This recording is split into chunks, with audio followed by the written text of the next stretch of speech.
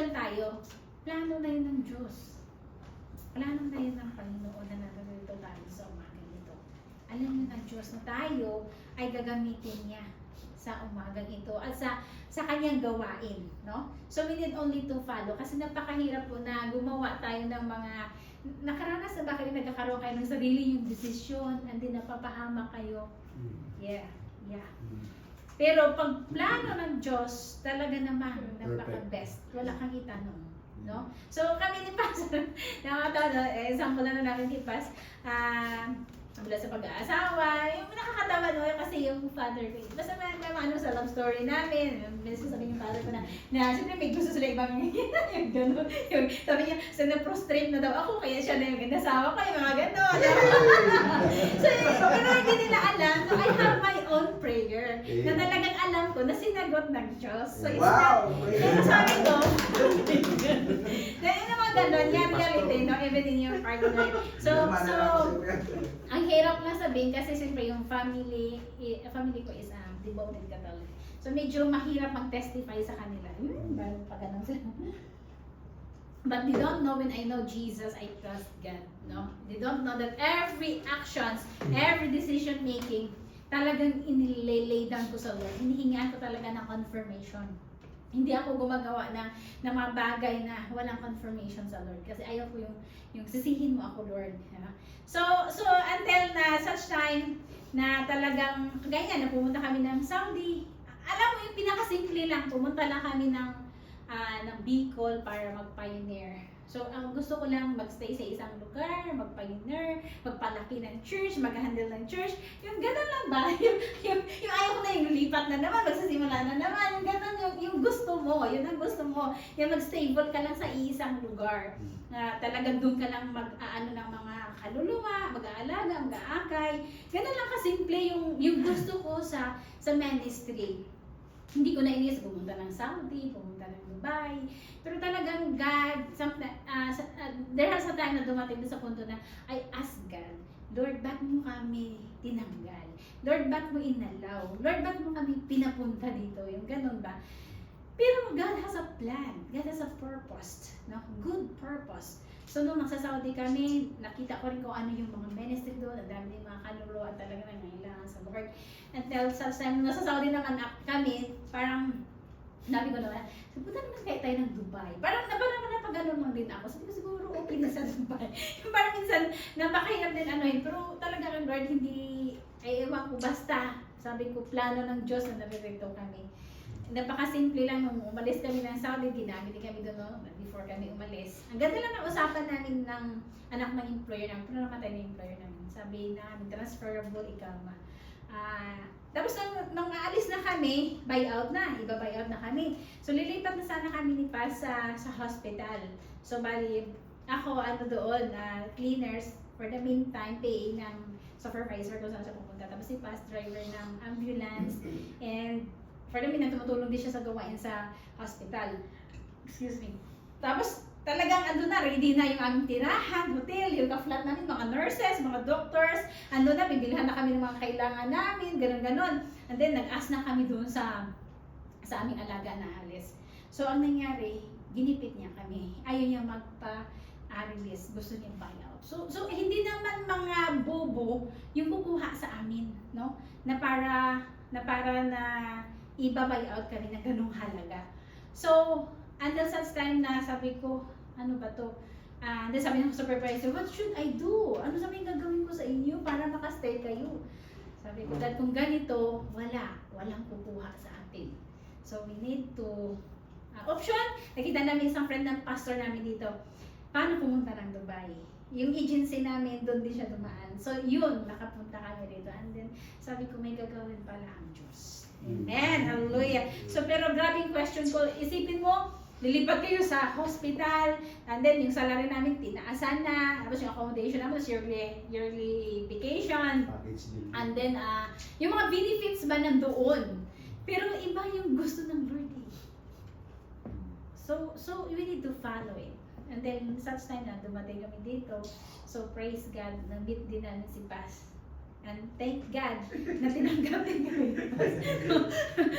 to become a part of His ministry here in Dubai. So palakpakan natin ng Panginoon. Hallelujah! Hallelujah!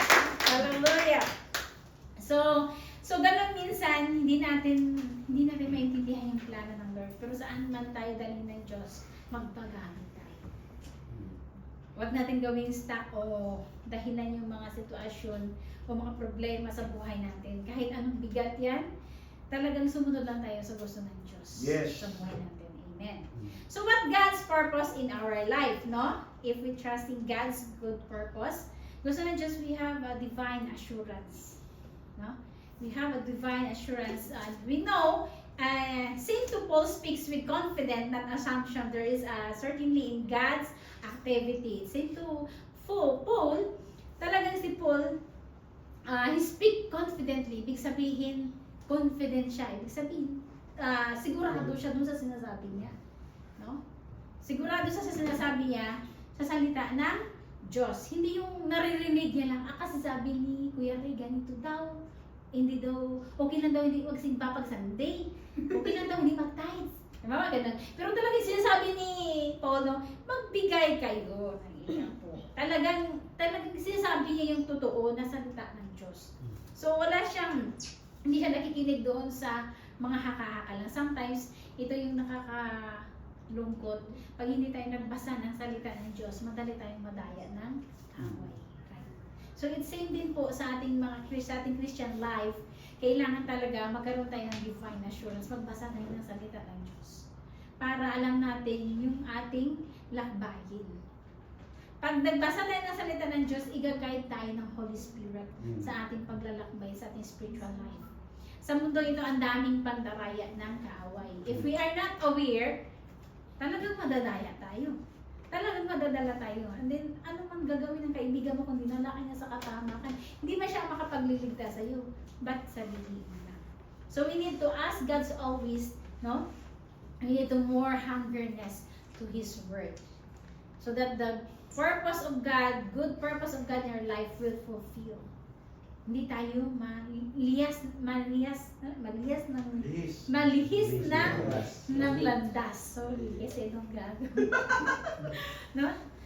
So yun na ang kagandahan pag mayroon tayong foundation. Gusto ng Diyos nagkaroon tayo ng divine assurance. Hindi tayo mapapahamak. So kung titingnan natin dito si Paul, napaka-confident niya magsalita.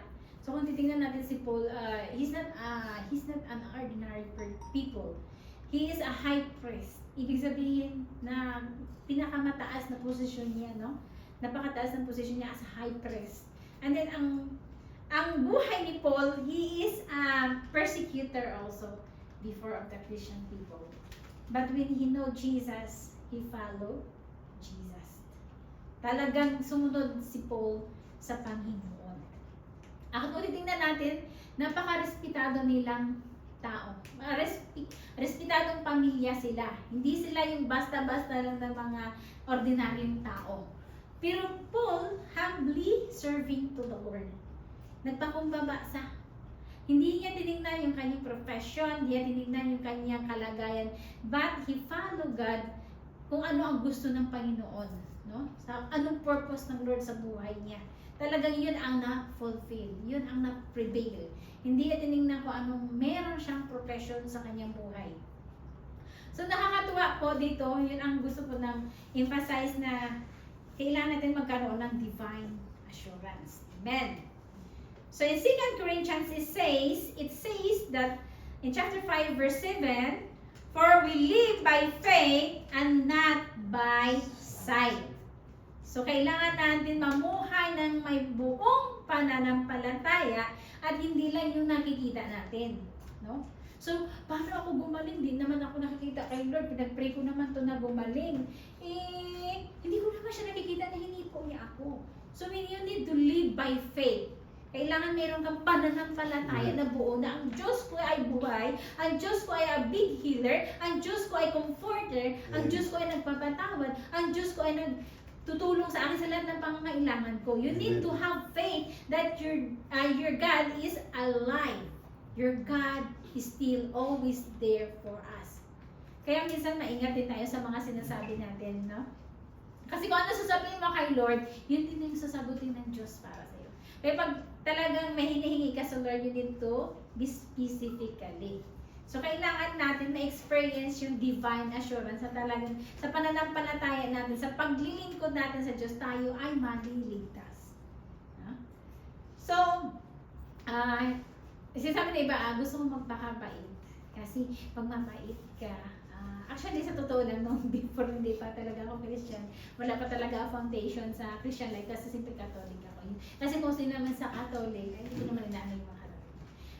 Ano lang, in my own testimony, yung talagang parang napaka religious mo, prayerful ka dun sa alam mo yung practices, and then yung talagang mapakabait mo kahit nasasaktan ka na hindi ka nagsasalita. Yung parang hindi ka nakaka-voice out ba.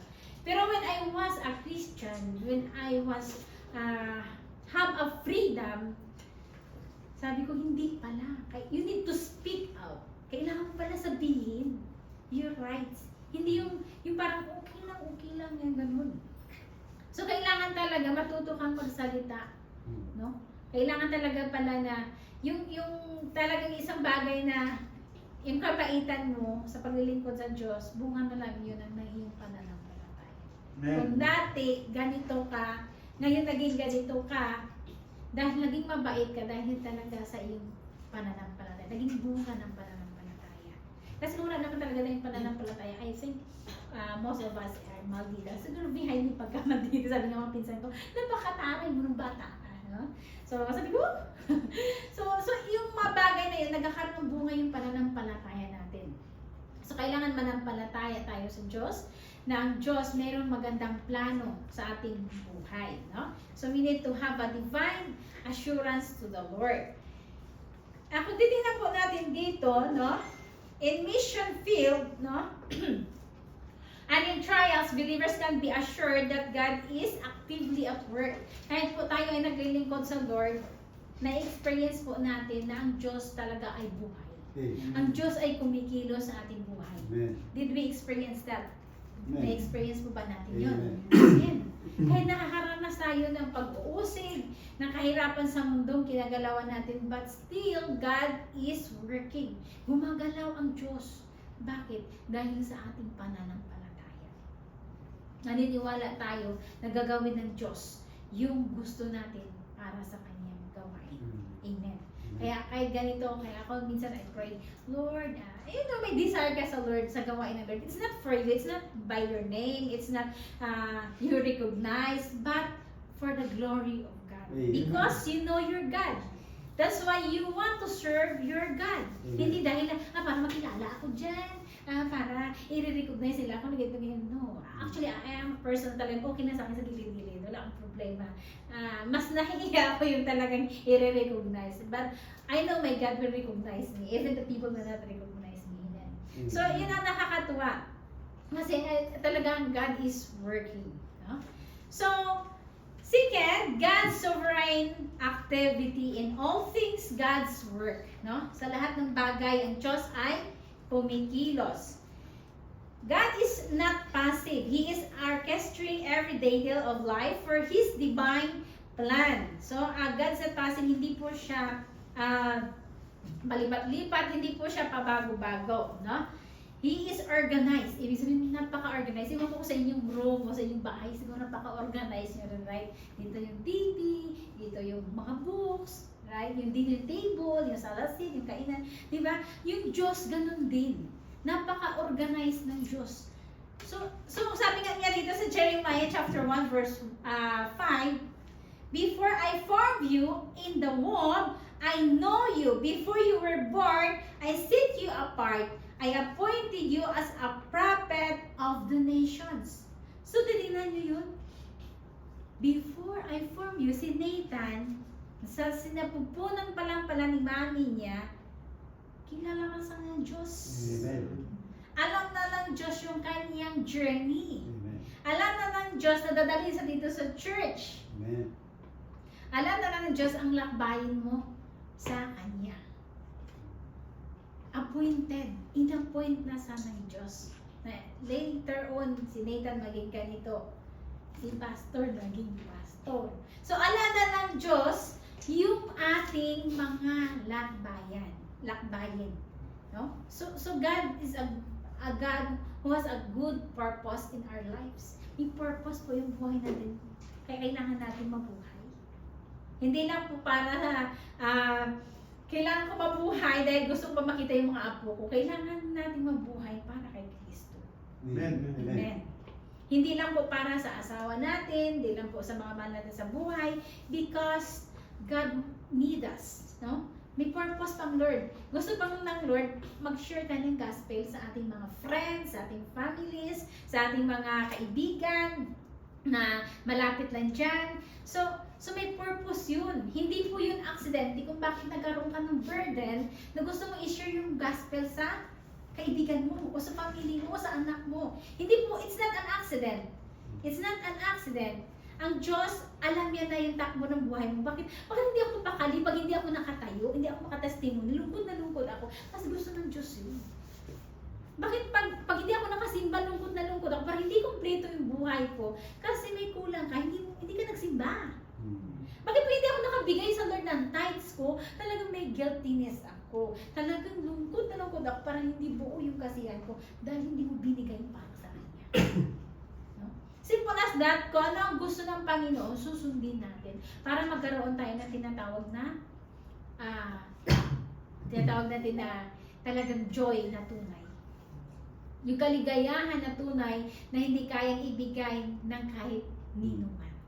If we love God, and then we have joy because we follow God. So yun ang kaganda, God's sovereign activity talaga, may mga activities ang Lord na kailangan natin suportahan, no? So, yung mga bagay na yon, it's already God orchestrating in every detail of our life. Alam niya na yun sa kanyang divine plan. Bakit ka bibigay ng iyong tithes? Bakit ka nandito? Bakit ka aawit? Dahil kasama yun sa plano ng Diyos. Amen.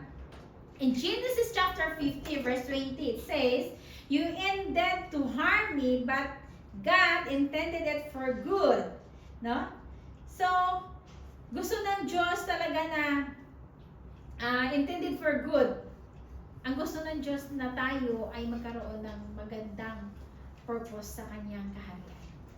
No? And sabi dito, even hardships and missions serve a purpose when surrendered to God's hand. No? Even in a hardship, sa napakahirap na gawain, serve as purpose when surrendered to God's hand. I-surrender natin sa Diyos. No? Totoo yun. Totoo yun. God is a miracle God. God is a sovereign God. In every activity na gagawin natin sa Panginoon, especially for test, we need to honor God. We need to surrender to the Lord. Lord, that apart from you, we can do nothing. Hindi po ito magagawa. Lord, that apart from you, hindi ko kayang tumayo. Lord, that apart from you, hindi ko masunod yung talagang ibigay yung para sa'yo. So we need to surrender to the Lord. And God will help us so that His purpose in our life will be fulfilled.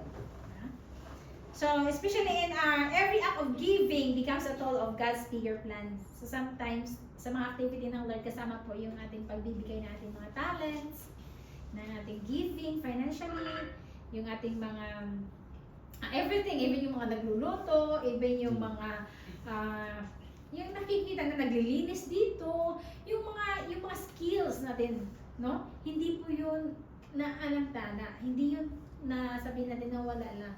It's honor to the Lord. Yun po ang pinakamahirap na minsan sabi no, doon na ako. No. God honor that. Para sa Kanya. You need to express your talent that you have for the activities of the Lord. Kahit yung presensya mo lang doon. Yung pagbibigay po natin, malaking bagay po ito. Kahit po nandito tayo, nagtatrabaho tayo, para iniisip natin na, ay, kumikita nga ako, tapos nagbibigay ako sa church, and then nagkakanta ko, pero parang may kulang. You need to know God's God purpose in your life, why you're earning. Because God wanted us to be a channel of blessing. Nagbibigay tayo sa church, yeah, it's true, sabi ni Pastor. It's not because our pastor will become rich, because our pastor like this, like that. No, our pastor have a heart for a mission work. Merong tayong sinusuportahan kabataan sa totoo lang. Yung iba hindi nakakaalam that we spend our money not only for their personal, kulang pa nga eh, but to mission work. May mga kids tayo, may mga activities para lang sa kabataan, para magkaroon ng maturity yung bawat isa. It's not an easy to become a pastor, but I praise God. We have senior pastor, no? Pastor na still talaga nandyan sa atin, no? Na ginagamit ng Diyos. So, nakapakabuti po ng Panginoon. Even our time, we need to give that, no? Maaga tayo pagdating sa church. Maaga tayo sa mga gawain and activities in the church. So, third, no? Purposeful outcome for the good. God's defining of good is spiritual maturity, not just comfort of success. So, gusto ng Panginoon, magkaroon tayo ng spiritual maturity. Hindi lamang yung comfort success, no? So, tayo ay nagtatrabaho, binibless tayo ng Lord, binifeed tayo ng Lord financially, materially, but we need also to feed our spiritual life, to become matured, no? Kasi pag hindi tayo maging matured, hindi tayo marunong mag-handle ng mga sitwasyon. And pressure sa trabaho, even our finances, in every area na may mga challenge sa buhay natin, pag kulang tayo ng maturity, madaling tayong magtampo sa church, hindi ka lang nakakamusta ni pastor nila, hindi na lang nakamusta. Sabi ako ng hi, hindi lang ako napansin, busy pala si Paz. Busy si Paz. Sa karami-rami na ano ba kami, naisip lang din si Paz, hindi ka pala napansin. Ay, hindi ako lang simba sa Sunday. Nagkakang si Paz, magkagalit na sa akin, whatever, no? Yeah. So, ano tawag dyan? So, ano tawag dyan? Immature. Immature, no? So, we need to apply maturity. So, bakit tayo nag-aaral? Bakit tayo after this, tinuturuan pa tayo ni Paz? Nagtuturo pa siya sa atin kasi gusto ni Paz, magkaroon tayo ng maturity. Hindi lang tayong naging bata. Hindi lang tayo nakaupo dyan. Gusto din ni Paz na maka-experience kayo na kayo din ay na magturo. Kayo din ay maging matured. So, hindi napaka-sensitive na ganun ba? Alam niyo kung anong attitude ng isang bata. So, ayaw ni Paz na ganun tayo, na pinifeed lang tayo ng gatas. Gusto ni Paz maging solid tayo. Magkumain naman tayo ng solid. So, if we are solid, even anong mga temptations dyan, o anong udyok ng kaaway sa paligid natin, hindi tayo matitinag. We will stand that I am a Christian. We will stand that hindi pwede. We will stand na ito lang ang dapat. No? Pero kung wala ka niyan, sige, okay lang yan. No? And ayun ang just comfort of success. Talaga nakakomfort ka. Okay lang, nagsasahod naman ako, nanonood naman ako dun sa live ni Paz, kaya din ako pumunta ng church. Pagod na ako eh. Huwag na ako pumunta doon. May live naman si Paz, oh. Okay na ako dito sa bahay.